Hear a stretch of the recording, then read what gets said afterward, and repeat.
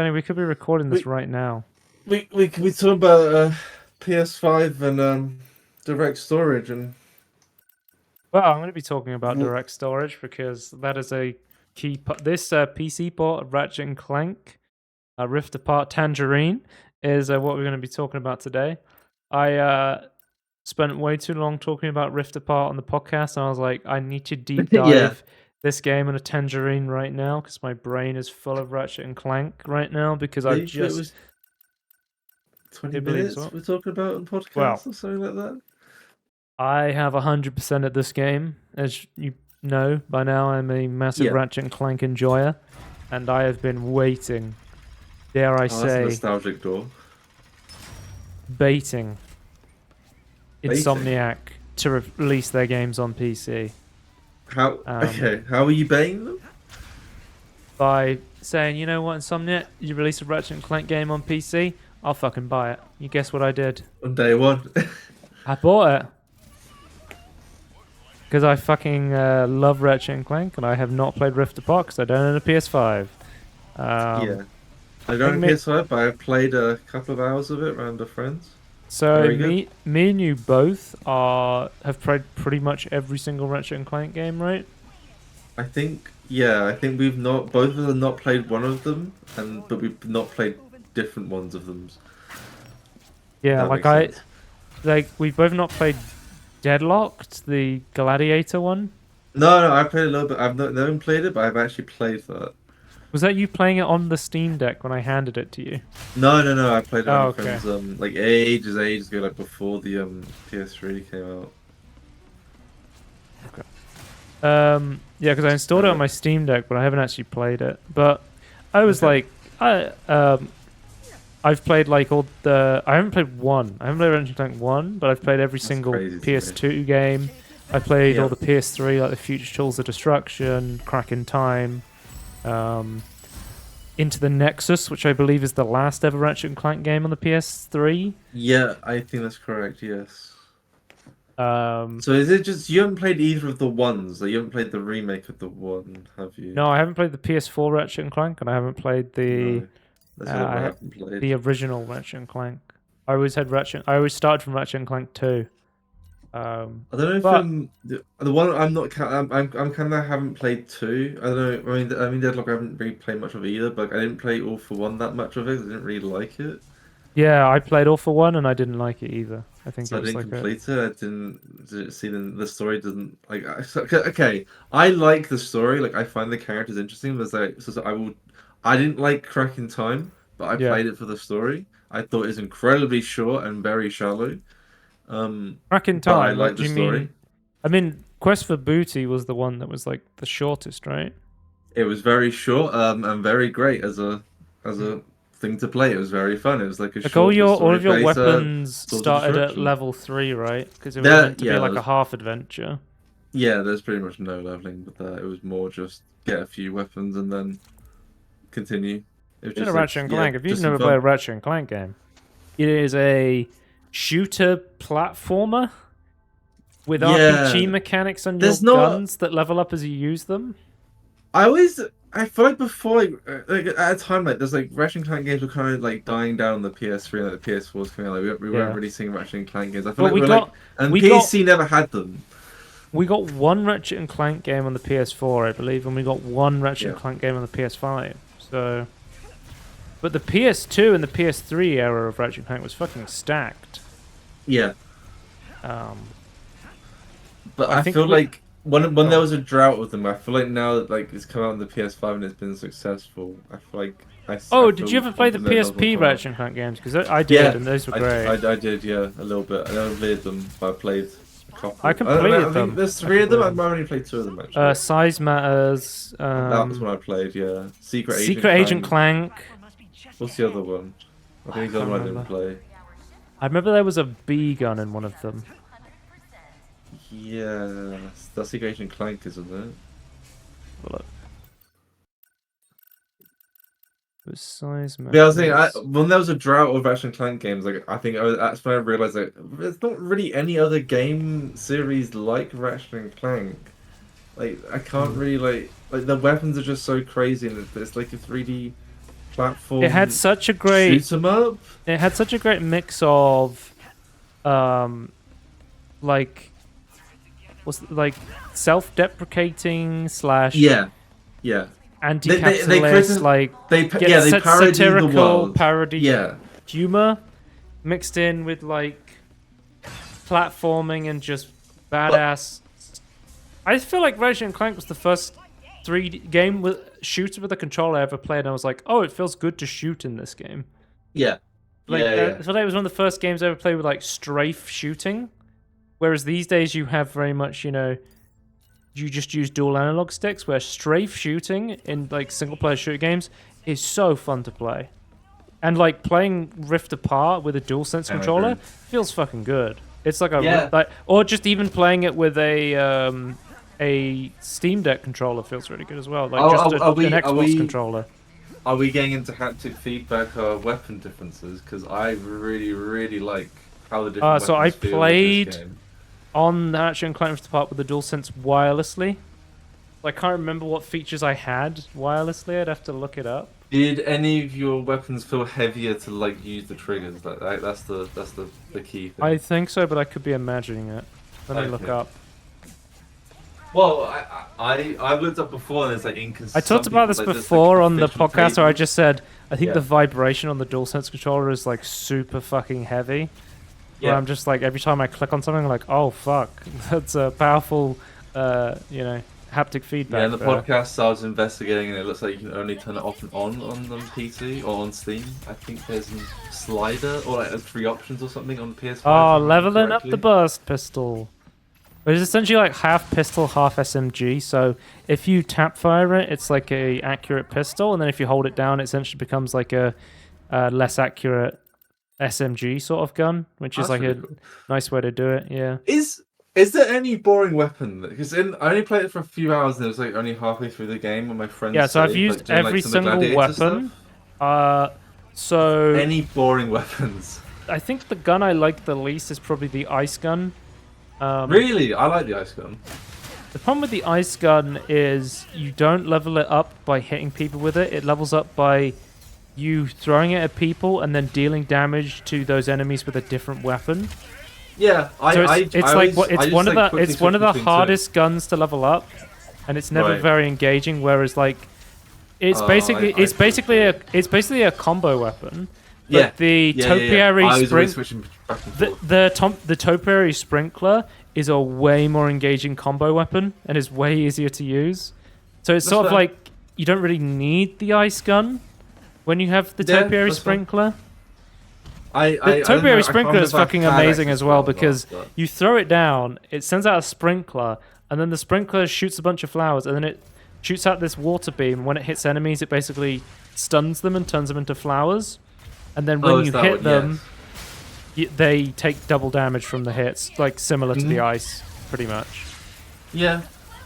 I just like the ice because like especially with faster enemies, I always used it. Like I was find myself maybe it's like the gladiator stuff I was like in. It's like there's a lot of like little enemies trying to surround me. I can't remember which. As like Is there just one area of gladiator? Or is there multiple gladiatorial arenas? there's one that's split up into 3 cups with 5 challenges in each. So there's the bronze, silver, and gold cup at Yeah. Zircon Juniors, which is one of the planets, but you can only play. It's the different cups are locked to story progression. So you can play Right. the bronze cup straight away, and then you have to come back for the silver cup, and then I think you can only play the gold cup at the end of the game. Okay. But the Right. gold cup, the final challenge for that is probably one of the best ways to farm raritanium, which is the resource to upgrade your weapons with extra, a bit like more ammo or more damage. Yeah. And then there's these things called gold nodes, which is something that was introduced in like the PS3 Ratchet and Clank games, right? Where instead of just having it so your weapons level up and get more powerful, you can also spend raritanium to specifically try and target different abilities on those guns, like a tech tree sort of Okay. thing. So they added a better implemented similar idea to like Crack in Time's like implementation of that. Yeah, I think they had Oh, that you're gonna in. hate Ratchet and Clank 1. There's no leveling of weapons. I know that's something I've heard that I will have to It, experience it, one it's, day. it's a different progress system. It's like the weapons aren't great. It's like more of like a Metroidvania game. Hmm. Anyway, that's Ratchet and Clank 1. But yeah, there's Zircon Jr. There's Mrs. Zircon, who the entire time I was playing this game, I was streaming and my friend was like, "Oh, that's a reference to this Ratchet and Clank game," and he was like, "Yeah, you really like Ratchet and Clank, don't you?" I was like, "Yep."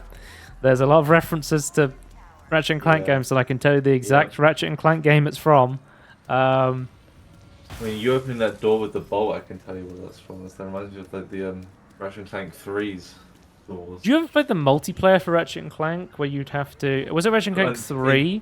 Yeah, it was 3. That was great. I would actually love to see like if they did the remaster of Ratchet and Clank 3 and they brought it back. I don't know. I don't know if there's. I don't know if there's people other stuff, but there's like a co-op-y one. I know you could like do verses, but I always did the one where it's like more Yeah. co-op. And I played it with my sister. So, like, but there is definitely like a versus mode the same, but it's like very boring with only 2 people. But yeah, that was very fun. It was. So It was just kind of half, not wave per se, but like it was like kind of half wave and then like half objective. It was very interesting. more analysis, Ratchet and Clank on Pete. So Ratchet and Clank Rift Apart. Just quickly, it's an amazing game. It looks great. Yeah, it looks. So I've played it on a high-end desktop PC and I've played it on a Steam Deck, and I've got to say, the scalability on this game is fucking nuts. It is Steam Deck verified, and it runs Yeah, like an what I find absolute dream crazy. on the Steam Deck. That's great to see though. Yeah, you can get like 30 to 40 FPS, and you can tweak settings if you want like a prettier 30 or like a higher, less fidelity 40. Like is the way to go with the Middle Steam Deck ground, version. Yeah. yeah. But I was playing what it. would you recommend? Which thing? Well, I was playing on the default, which is around like 30, and I was like, yeah, this is a good experience. So, honestly, it's just personal preference. I think with the Steam Deck, I've got more used to like, I think 40 FPS is great, especially like Rift Apart on the PS5 actually introduced the 40 FPS mode, which is really awesome to see for the PS5. And then, yeah, I'm getting more into 40 FPS on handheld, and I think it's for some games, 30 FPS is actually like an acceptable trade-off for better looking graphics, in my opinion, when it comes to handheld and comes to battery life. Sometimes 30 FPS is the way to go. Like I played Valheim at 30 for hours, and I was like, oh, that was a really good experience on my Steam Deck. Yeah. Okay. I mean, it might be different because it's a smaller screen, so I might get less.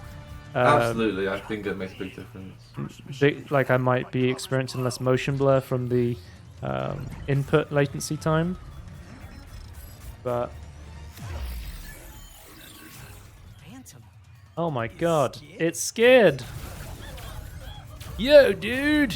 Does Simcognito ever come back in these newer games? I feel like they killed him off in Simcognito is one of my favorite characters. Okay, Tony, the alternate universe version of Thugs for Less in this game are called Goons for Less. Oh my god, that's huge. From Ratchet and Clank 2. Wait, the what? best. Thugs for Less. If it ain't broke, we'll break it. It's Ratchet and Clank 2 is so good. I will say, if I had a criticism of this game, I think the old school humor is not as prevalent in this game. No, it was more adult themes. The old, like the PS2 yeah, like literally. Game, for sure. The games are called like Up Your Arsenal and Going Commando. They were all like innuendo puns. Yeah. And this is definitely more like designed as a family-friendly cinematic game first, I would say. I think it's noticeably there is way more cutscenes and cinematics in this game compared to the older ones. One thing I always notice is like how much more family-friendly Ratchet is compared to the PS2 Ratchet. Ratchet is very snarky and like almost swearing in certain scenes. There is one scene where they actually have a bleeped swear in this game, so interesting. There is one point where I'm like, oh, that was a pretty funny moment. But yeah. There's no Jeeves. Everything the PS3 games has been like that. There's no what? What's his name? Is his name Jeeves? The you are the butler for the Farias. What's the butler called? Uh, I was so that one right. of my Someone Lawrence Google Lawrence it. the butler. I have Lawrence, Google. yes. He's Why is he not in it? one of my favorite recurring jokes throughout the entirety of Dr. Nefarious's character in Ratchet and Clank is that he is constantly malfunctioning. Yeah, and he freezes. He keeps seizes up. he keeps picking up like radio stations. He's like, Margaret, I love you, and then Yeah. Lawrence have to hit him to get him to go back to normal, which is fucking hilarious. Yeah, there's no Lawrence in this game. Also, I don't know if this is like element. This is not okay. This is not a spoiler. There's a shot in the credits of the game. There's like art slideshow, and there's a slideshow of him in it with his alternate universe female version, and they're having a baby. That's the only time he's in this game.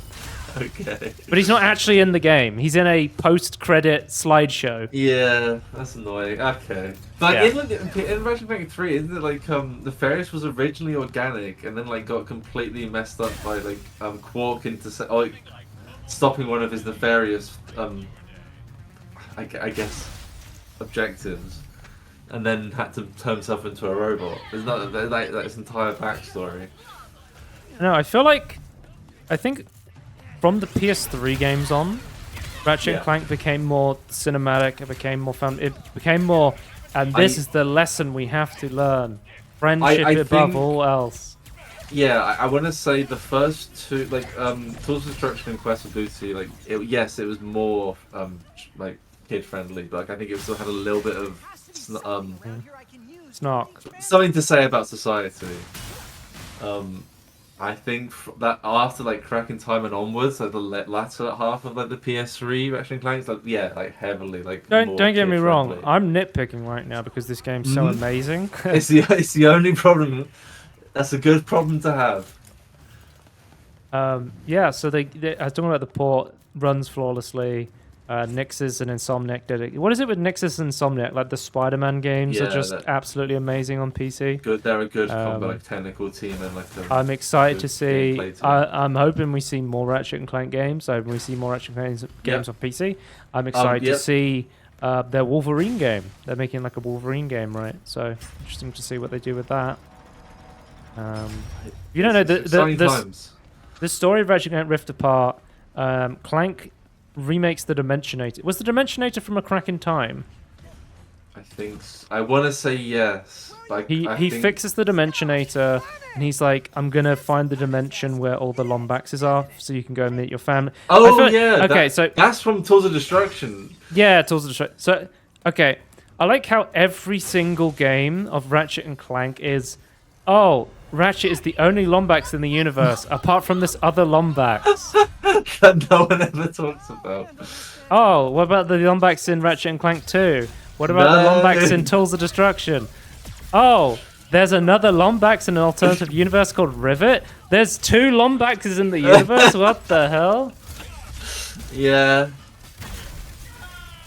Yeah, so Clank fixed the Dimensionator, Nefarious steals it, and he goes to a dimension where he always wins, and that's where you get to go to the dimension of Emperor Nefarious. He seems to be taller than a normal Nefarious, which I think is hilarious. Oh, by the way, there's a special post-credit song.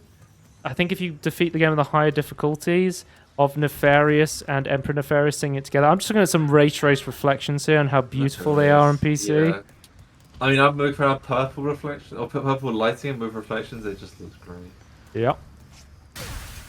I played this game with DLSS 3, and I would say DLSS 3 is actually legit like a really good experience for this game. Nice work, new guy.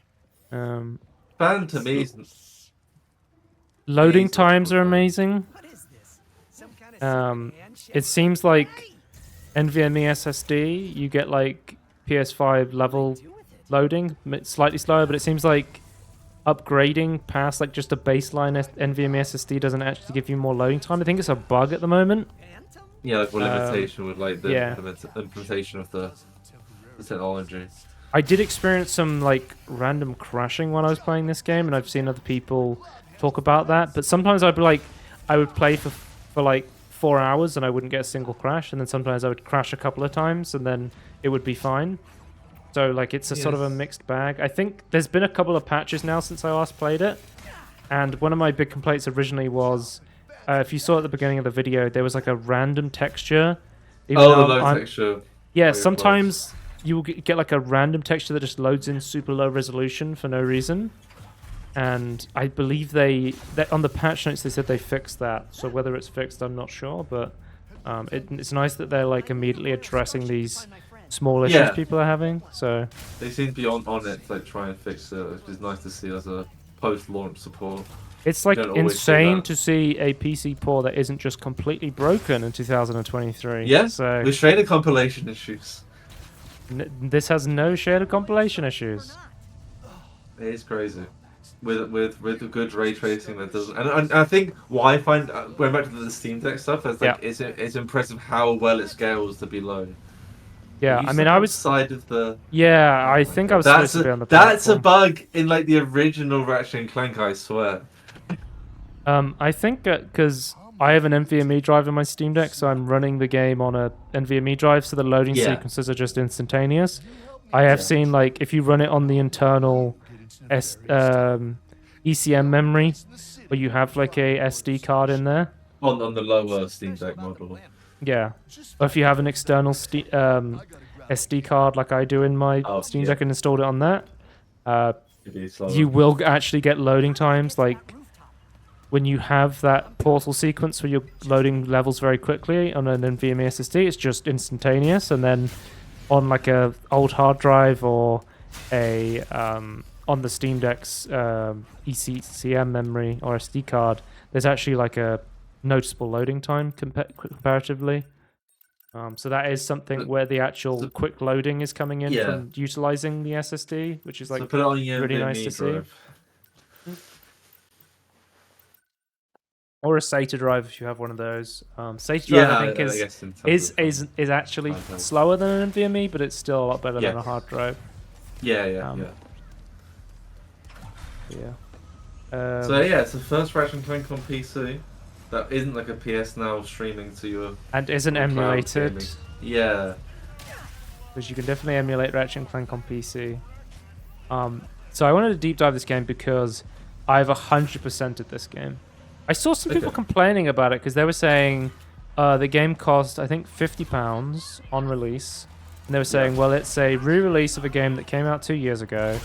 And the game is about 10 hours long. If you just like rush through it. I mean, my 100% playthrough was about, I think I got like 23, 24 hours. Okay. This is reasonable. But that's me 100%ing, and also I leveled every gun up to level 5.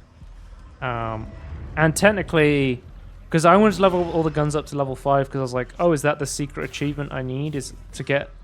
Because I had 19 out of 20 guns. But in order to get the 20th gun, the bouncer or the pixelator, I believe you need as well, you have to play on challenge mode. Oh, okay. But all you have to do, and on challenge mode, you can unlock Omega versions of your guns, which let you level them up beyond. There's an invisible wall there to stop me platforming around. Omega level weapons let you upgrade them to level 10 instead of the maximum of 5. So that's like a replay mode. So if you're like, and like I was playing that on a higher difficulty because I was like, well, if I can level the guns up higher, then I want to turn up the difficulty and stuff. So I actually started playing Ratchet, but if you do challenge mode, you can unlock the bouncer, and the bouncer costs 1 bolt. So if you want to 100% the game, you just need to start a new challenge mode save, get to a vendor, and just buy the bouncer, and then you're done if you've done the other stuff. Okay. Yeah. This is what I was talking about with the Raritanium upgrades. There's like a tech tree. Okay. Weapons, so you can, and then you have these things called gold nodes, which then when you surround them, you get like a bonus effect, like this weapon now deals double damage, or when you free someone with this gun, it now deals double damage or whatever, right? Yeah. Always cool to see. This is the tutorial it forces you to do. This is a fake node with fake raritanium it gives you. What? Okay, it's not even real. I don't know the difficulty. Like you could do a higher difficulty playthrough on your like challenge mode because you'll be able to upgrade your guns further, which means playing on the higher difficulties will be like required. Otherwise, the game might become too easy. Tony, Yeah. as always, there's a Rhino gun in this game. And You can have to have the Rhino. You said it's the Rhino 8? No, it's the Rhino, and then you can Yeah. upgrade it to level 5. Okay. Oh, the Rhino in this game opens up dimensions and pull things through them to Right, fire at you your can travel enemies. through. And Okay. one of the things it pulls through the portals is the dinosaur from Horizon Zero Dawn, like the robotic dinosaurs. Oh, really? Yeah. That's really cool. Because it pulls stuff through the that's really, really dimensions. cool. So Yeah. that was like an Easter egg they put in, which I thought was really cool. Okay. Speaking of Easter eggs, Rhino's I got- always cool, but that's the coolest Rhino I've heard. there's a recording from one of the... I don't want to go story spoilers, but there's a recording from someone who uses the Dimensionator and goes to different dimensions, and he talks about this dimension he went to that was really cool, where there was this raccoon with a cane and a mask on who went around heisting and stealing stuff, and I was like, I just got so sad realizing we don't have a modern Sly Cooper game. Yeah. When I spent Sad, so much yeah. time playing the Sly Cooper demo from the Ratchet and Clank disc. Yeah. I It's fucking crazy loved to that game. know it I was like, existed. oh, I would love to actually play the full game, having never actually played it, only playing the demo Right. disc. Imagine that remastered though. Oh, with Yep. ray tracing. I did the briefly. new fur. I briefly played the PS3 trilogy remaster through PS Now, and that was okay. Like, but I would Yeah. love to have like a native PC port of that, of like a remastered Sly Cooper. Would be really cool to see. I'm so glad that the first Ratchet and Clank game we have properly on PC is really good though. But difficulty. I started on the middle difficulty, which is like for experienced players, and then towards the end of the game, I actually just turned up the difficulty, so you can change the difficulty at any time. You thought it was too easy. So it starts off, I think, okay, but then I think once you start to level up your guns a lot, that's when I was like, oh, I'm going to turn the difficulty up, sort of thing. Okay. So here we go. So, Tony, the Rhino, it drops Horizon Zero Dawn Ravager and the Thunderjaw. It drops Sly Cooper and his van. Wait, really? Okay. Yeah. It so drops cool. Jack and Daxter. Nice. It drops the Sunset Overdrive Fizzy. Really? and Okay, interesting. and the Jeep from Uncharted. Okay, so Yep. it's still Naughty Dog and Insomniac crossover. That's Yep. kind of cool. Yeah. I always find it interesting the Insomniac Naughty Dog like crossover stuff. I never Mm. quite understood that, but it's cool to see.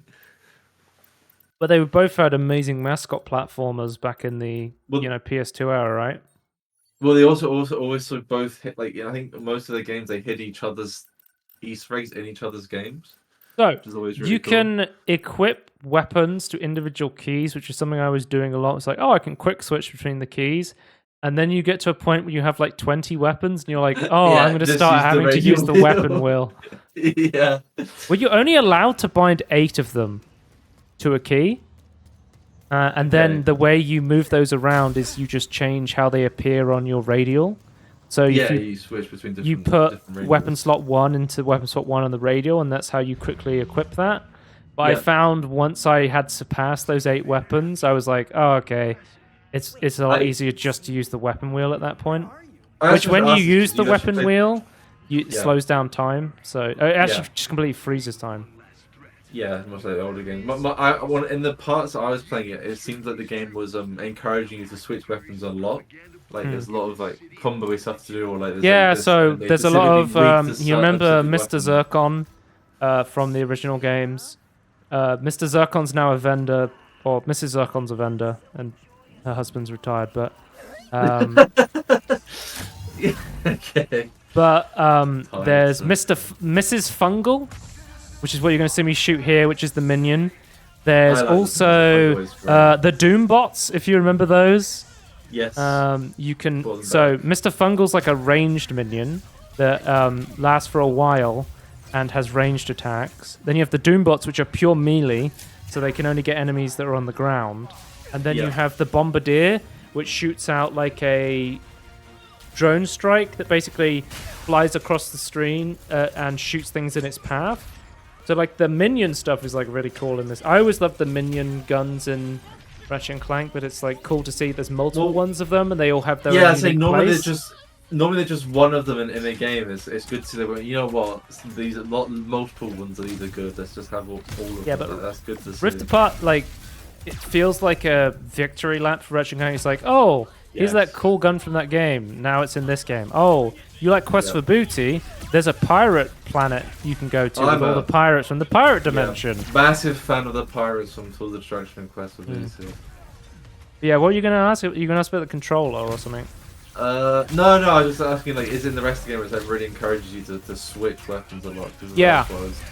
Because you have like the ice beam and the topiary sprinker. You get double damage when you hit enemies after hitting it. I found some bosses in the arena stuff like you really need to like use a specific weapon at some point and then switch to like a different mode. It's like, okay, now it's like a different weapon to get them. I mean, you could use it. There's close range weapons. There's long range weapons. Like the sniper rifle makes an appearance back, which is cool because enemies all have weak points. Like these guys, if you shoot them in the head, they'll take extra damage from the. There's like AoE weapons like this where it's good to just like clear lots of trash. Yeah, it's, I found like oddly because like I don't know, this is quite clever. I thought is that they just have they have points of weakness right where you're trying to hit them, but like, just because of the way like different enemies are designed, like you kind of have to go about attacking them in different ways. Which I thought was kind of cool. It's like it's the same mechanic but slightly different depending on the way the enemy was designed. I thought that was interesting. I think one interesting thing to mention is the game is every planet is split up into 2 interlinking stories. So one planet you will play as Ratchet, and then on the next planet you go to, you'll switch to Rivet story, and then they sort of interlink later, sort of thing. And the way that works is when you switch between the 2 characters, they both share the exact same arsenal. So you're never like, oh, I really wanted to play as Ratchet so I can use this gun. You're essentially the same character in terms of your weapon arsenal, but you get to experience the different story through the different characters, sort of thing.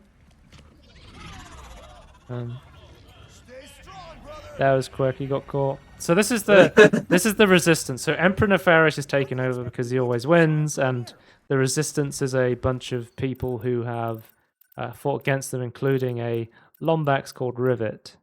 There's even this universe even has its own version of Quark called he's called Captain Quantum, and he's a pirate.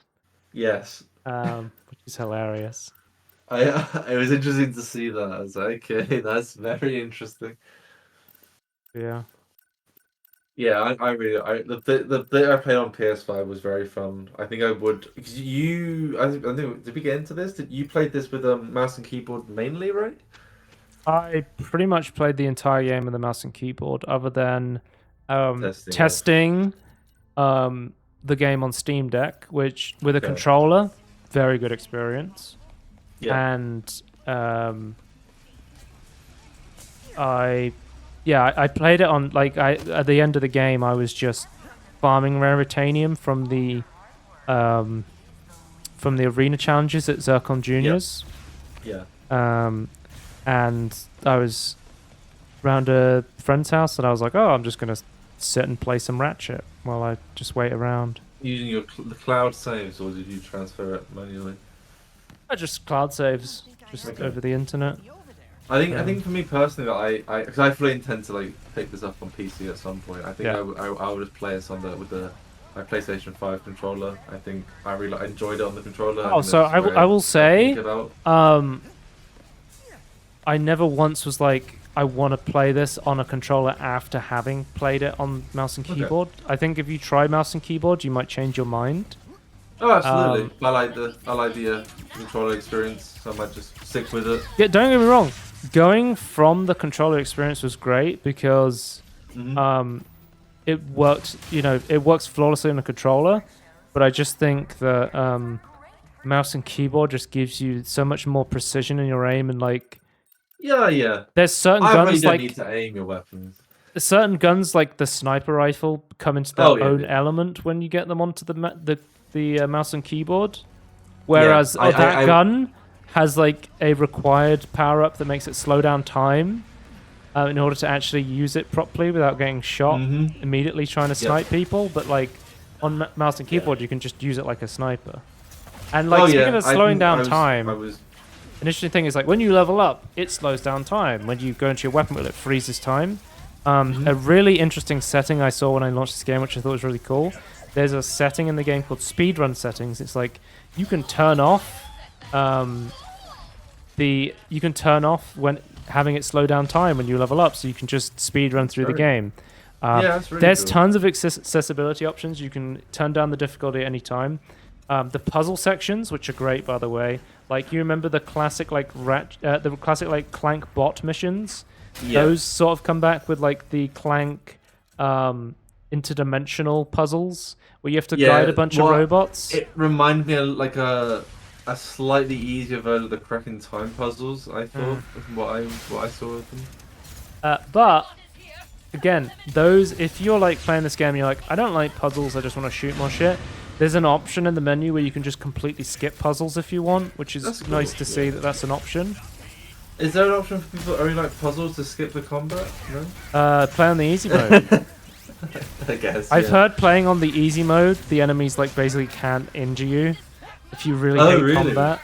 Yeah, like the easy mode is cool. John Lerman in his like gameplay. He was like, we're all gonna play on the easy mode just to show the graphics so we don't die. And he was like, please don't play on the easy mode if you're wanting to experience this game, because don't cheat the system. Like it's there for your. it's fun. like actually, you know, the enemies pretty much just don't provide any challenge on the easy mode. But I mean, obviously, it's good to have an easy mode for people who are, you know, either disabled or just not very good at games, I guess. Yeah. Or don't use it to like. If you're trying to play a game like you're having fun, I think that don't use it to like. I can't remember the phrases now, but like change the sayings to get rid of your own fun if that's what you're doing. Just do it if you actually want to. Yeah, I love this game. It's my front runner for Game of the Year 2023, despite coming out 2021. Because it came out on PC, enhanced with ray tracing in 2023, and I think that's very fair. I am a Ratchet and Clank enjoyer, and I would say to anyone, play this game. It's amazing. If you're a Ratchet and Clank fan, definitely check out this game. Yeah, it is 100%. really fucking fun, and Yeah. highly recommend it to anyone. Definitely pick this one up. Is there anything else to say about Ratchet and Clank, Tony, before we end the Ratchet and Clank Tangerine?